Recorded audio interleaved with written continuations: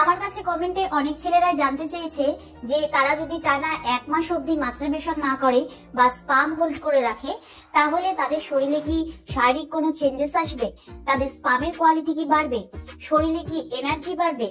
তো আজকের এই ভিডিওর মাধ্যমে আমি আপনাকে ডিটেলসে জানাবো যে টানা 1 মাস হস্তমৈথুন না করলে দেহে কি ঘটবে। তো তার জন্য ভিডিওটা শেষ পর্যন্ত দেখুন। আর ভিডিওটা শুরু করার আগে বলবো যে এরপর আপনি কোন ভিডিও দেখতে চান নিচে কমেন্টে জানান। সব থেকে বেশি যে বিষয়ে কমেন্ট আসবে আমি কিন্তু সেই বিষয়ে ভিডিও করে আপনাদের কাছে নিয়ে আসব।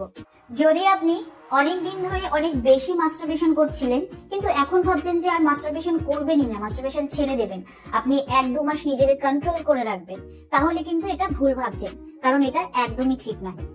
যদি আপনি 1 মাস বা 1.5 মাস আপনার বীর্যকে আটকে রাখেন, তাহলে এতদিন ধরে যে আপনি আপনার বীর্যটাকে আটকে রেখেছিলেন, জমিয়ে রেখেছিলেন, সেটা কিন্তু নাইটফল হয়ে বেরিয়ে আসবে। আর এতে কিন্তু কোনো লাভই হবে না, কারণ আপনার বডির প্রসেসিং তো সেরকমই চলবে, কারণ আপনার বডি জানে যে তাকে কতটা স্পাম তৈরি করতে হবে, আর সে সেই হিসেবেই কিন্তু স্পাম তৈরি করতে থাকে। তো যদি আপনি আপনার বীর্যকে বাইরে না বের করেন, তাহলে কিন্তু সে ধীরে ধীরে জমতে থাকবে বডির মধ্যে, আর যখন অনেক হয়ে যাবে তখন নাইটফল হয়ে বেরিয়ে আসবে। তো যদি আপনি নিজেকে কন্ট্রোলে 2 সপ্তাহ রাখেন, 3 সপ্তাহ রাখেন বা 1 মাস রাখেন, সেটা কিন্তু ইম্পর্টেন্ট নয়। ইম্পর্টেন্ট হচ্ছে যে কোনো কাজে জোর করে করা উচিত নয়, যে কোনো জিনিস জোর করে আটকে রাখা একদমই উচিত নয়। দেখুন, আমাদের শরীরের যে কাজ হয় সেটা কিন্তু একটা সিস্টেমে হয়। তো সেই সিস্টেমটাকে যদি আপনি জোর করে আটকানোর চেষ্টা করেন, তাহলে কিন্তু আপনার শারীরিক এবং মানসিক দিক থেকে ক্ষতি হবে। একটা উদাহরণ দিই, যেরকম ধরুন আমাদের শরীরে ইউরিন তৈরি হয়, মানে প্রস্রাব তৈরি হয়, সেরকম ঘাম তৈরি হয়, ব্লাড প্রোডাকশন হয়, ঠিক সেরকম কিন্তু স্পামেরও প্রোডাকশন হয়। তো এগুলোকে আমাদের শরীর থেকে বের করে শরীরকে ভেতর থেকে পরিষ্কার রাখার জন্য কিন্তু নেচারের কিছু সিস্টেম রয়েছে।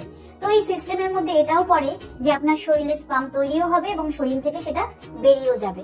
তো এটা বেরানোর 3টে পদ্ধতি রয়েছে। 1 হচ্ছে মাস্টারবেশন, 2 হচ্ছে নাইটফল, 3 হচ্ছে সেক্স।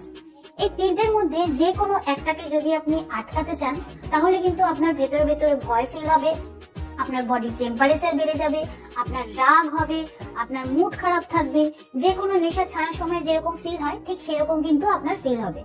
তো 72 ঘন্টা একটা টাইম হয় স্পাম প্রোডাকশনে। যদি আপনি সপ্তাহে 1 বার মাস্টারবেশন করেন বা 1 বার আপনার নাইটফল হয়, তাহলে কিন্তু এটা একদমই নর্মাল।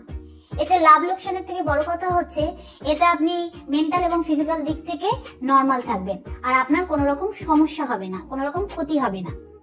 কিন্তু যদি কেউ বলে যে আমার বেরি হয় না, আমি বেরি করতে দিই না, তাহলে হতে পারে তার কোনো রকম সমস্যা রয়েছে, হতে পারে তার সেক্সুয়াল ট্রান্সমিটেড ডিজিজ রয়েছে। তো যদি আপনি আপনার স্পামকে হোল্ড করে রাখতে চান, আপনার মাস্টারবেশনকে কন্ট্রোলে রাখতে চান, তাহলে এটা চট করেই একদিনে হয়ে যাবে না। এটা করার জন্য কিন্তু আপনাকে স্টেপ বাই স্টেপ ধীরে ধীরে এগোতে হবে। ধরুন আপনি আগে দিনে 2 বার করতেন, এবার চেষ্টা করতে হবে আপনাকে দিনে 1 বার করার।